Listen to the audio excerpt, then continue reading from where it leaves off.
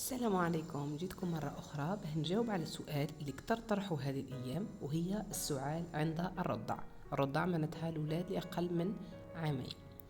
نعلموا بلي إحنا في فترة تغير تاع جو والفيروسات تكثر، ونظرا لضعف المناعة تاع الرضيع فهو يصاب في هذه الفترة بسعال، سيلان أنف وحمى خفيفة.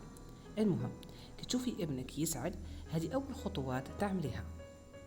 اول حاجه تبداي ديريها انك تغسلي له خشمه بالسيرام الى غايه 6 مرات باليوم باستعمال السيرام، وهذا حتى في حاله انه خشمه ما يسيلش، لان كي تغسلي له خشمه راح تساعده جدا وتنقص السعله.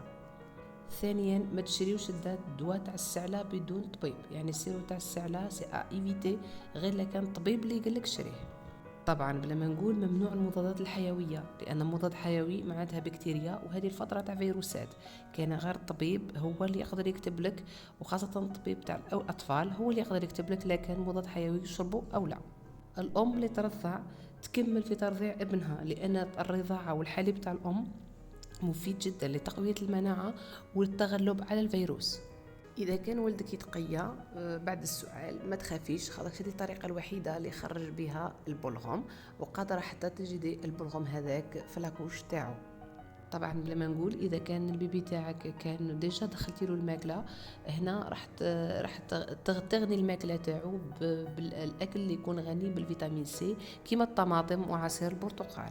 لكن الحاله تطولت بدون تحسن، هنا لازم تشوفي طبيب قبل ما يهبط له لتحت في لي برونش وتحكموا ان برونكيوليت.